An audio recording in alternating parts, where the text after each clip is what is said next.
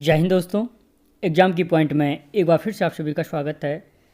दोस्तों, ये पांचवा वीडियो है जिसमें सारे सब्जेक्टों के अलग अलग सब्जेक्टों से क्वेश्चन लिए गए हैं, जो मोस्ट इम्पॉर्टेंट क्वेश्चन है आने वाले सारे एग्ज़ामों के लिए, जो चाहे वो प्रवक्ता स्क्रीनिंग परीक्षा हो, बीडीओ बीपीडीओ हो, समाज कल्याण हो, जितने भी आने वाले हमारे एग्ज़ाम हैं उसके लिए ये एक मोस्ट इम्पॉर्टेंट सीरीज है।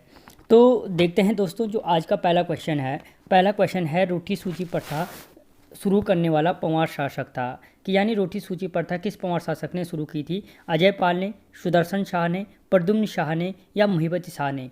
तो जो रोटी सूची प्रथा शुरू की थी महिपति शाह ने। किसने की थी? महिपति शाह ने। और इसके बारे में मैं डीपली बता चुका हूँ जो पंवार वंश है उसमें। लेकिन फिर भी अगर हम देखें कि जो महिपति शाह का जो कार्यकाल था वो एक छोटा सा कार्यकाल रहता है महिपति शाह का, 1631 से 1634 तक। 1631 से 1634 तक एक महत्वपूर्ण कार्यकाल रहता है। सबसे बड़ा इनका जो था कि इनका जो सेनापति था, सेनापति का नाम क्या था? माधो सिंह भंडारी। क्या था? माधो सिंह भंडारी। ठीक है, क्वेश्चन पूछा जा सकता है कि माधो सिंह भंडारी किसके सेनापति थे? तो महिपति शाह के सेनापति थे। ठीक है, जो मुगल थे, ठीक है, मुगलों ने इनको क्या उपाधि दी थी? अक्खड़ राजा की। किसकी दी थी? अक्खड़ राजा की।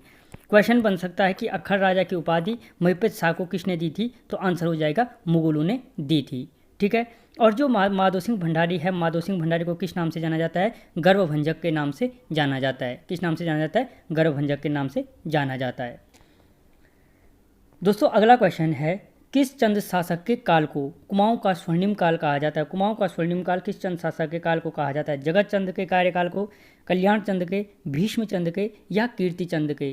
तो जो कुमाऊं चंद वंश में जो स्वर्णिम काल कहा जाता है वो कहा जाता है जगत चंद के कार्यकाल को। किसके कार्यकाल को कहा जाता है? जगत चंद के कार्यकाल को। अब अगर हम जगत चंद के जो कार्यकाल को देखें तो 1708 से 1720 तक क्या रहा? जगत चंद का कार्यकाल रहा।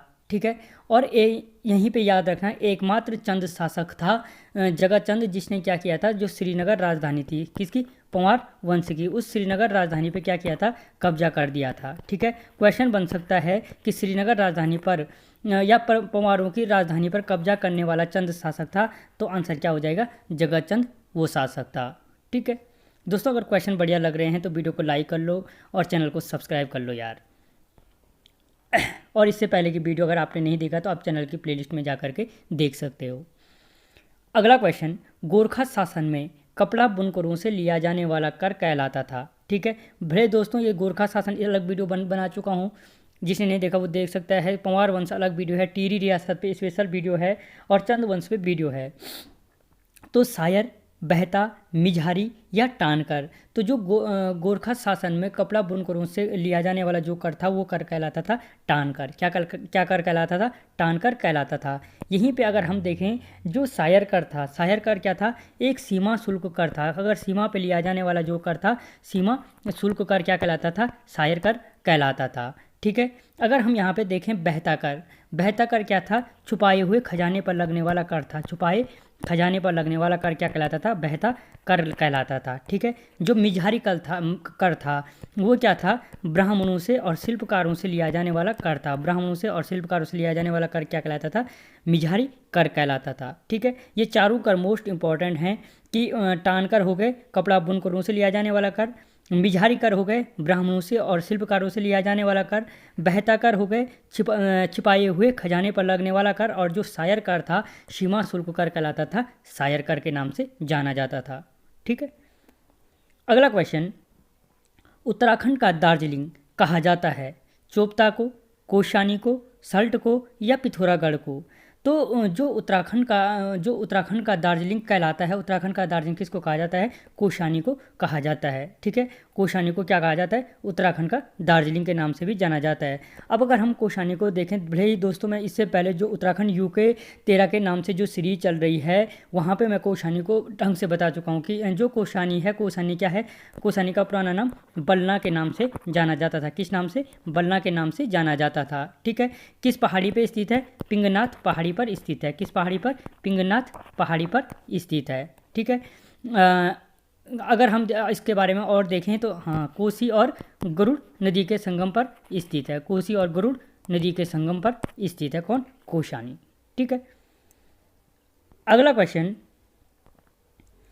दक्षिण गढ़वाल का गढ़ केसरी किसे कहा जाता है? अनुसुईया प्रसाद बहुगुणा को, बद्रीदत्त पांडे को, केसर सिंह रावत को या मोहन सिंह मेहता को? तो जो दक्षिण गढ़वाल का गढ़ केसरी कहा जाता है वो कहा जाता है केसर सिंह रावत को। किसको कहा जाता है? केसर सिंह रावत को। जो दक्षिण गढ़वाल क्षेत्र है, दक्षिण गढ़वाल क्षेत्र में इन्होंने क्या किया था? जो कुल्ली बेगार आंदोलन है, कुल्ली बेगार आंदोलन का बागडोर किसने संभाली थी? केसर सिंह रावत ने कैसे संभाली थी, और इसीलिए इनको क्या कहा जाता है? ये क्या कहा जाता है? दक्षिण गढ़वाल का गढ़ केसरी कहा जाता है। जो अनुसुईया प्रसाद बहुगुणा है उनको क्या कहा जाता है? गढ़ केसरी के नाम से उत्तराखंड का गढ़ केसरी कहा जाता है। जो बद्रीदत्त पांडे हैं उनको कुर्मांचल केसरी के नाम से जाना जाता है। कुर्मांचल केसरी या कुमाऊं का केसरी के नाम से जाना जाता है। ठीक है। अगला क्वेश्चन, भारत के कितने राज्य तट रेखा से लगे हुए हैं? 7 राज्य, 8 राज्य, 9 राज्य या 10 राज्य?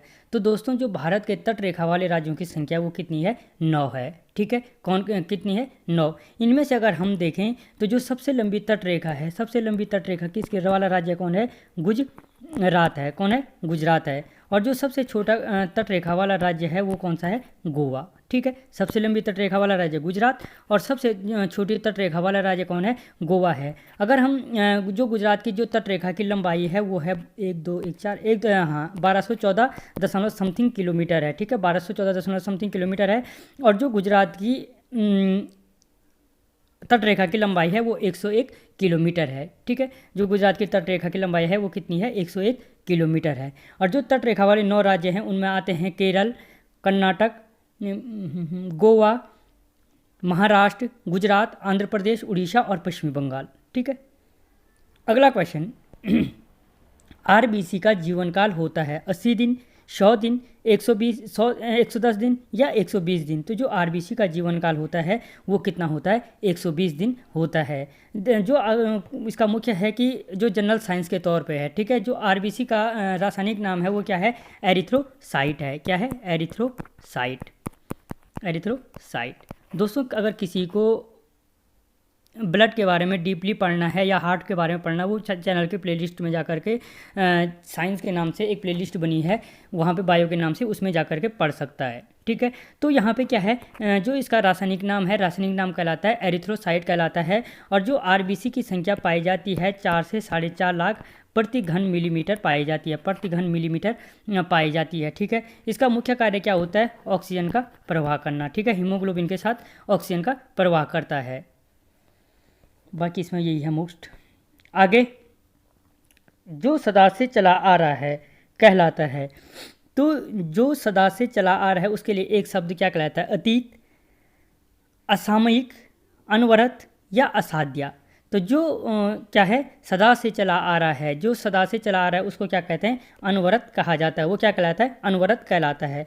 अब अतीत, अगर हम देखें यहाँ पे अतीत किसको कहते हैं? जो बीत चुका है। कहते हैं ना मेरा अतीत था, जो बीत चुका, उसको क्या कहते हैं? अतीत कहलाता है। असामयिक, जो असामयिक है, असामयिक कहलाता है जो समय पर न हो। जो क्या न हो? जो समय पर न हो, समय पर न हो। ठीक है। वो क्या कहलाता है? असामयिक कहलाता है। असाध्य कहलाता है जिसका इलाज न हो सके, जिसका इलाज न हो सके, इलाज न हो सके। ठीक है। जिसका इलाज न हो सके वो क्या कहलाता है? असाध्य कहलाता है। तो देखो यहाँ पे 4 शब्द आए मोस्टली, देख लो मोस्ट इंपॉर्टेंट हैं जो बार बार पूछे जाते हैं। अतीत हो गए जो बीत चुका है, असामयिक हो गए जो समय पर न हो, अनवरत हो गए जो क्या होता है? सदा से चलता आ रहा है, हमेशा से चलता आ रहा है। असाध्य हो गए जिसका इलाज न किया जा सके, वो क्या कहलाता है? असाध्य के नाम से जाना जाता है। ठीक है।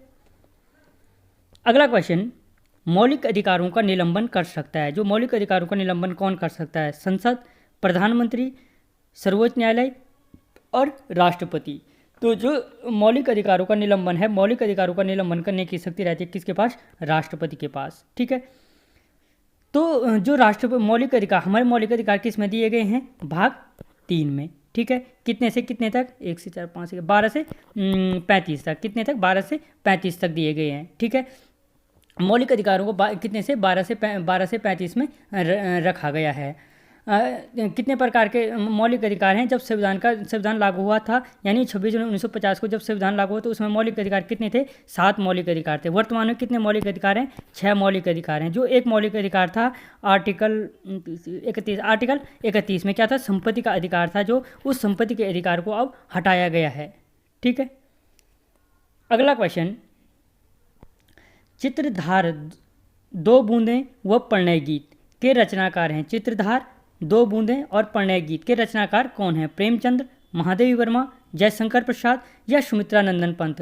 तो जो ये चित्रधार, दो बूंदें और प्रणय गीत हैं, इसके रचनाकार कौन है? जयशंकर प्रसाद हैं। कौन है? जयशंकर प्रसाद। दोस्तों, आपको क्वेश्चन कैसे लगे मुझे कमेंट बॉक्स में ज़रूर बताना। मिलता हूँ अगले वीडियो में, तब तक जय हिंद।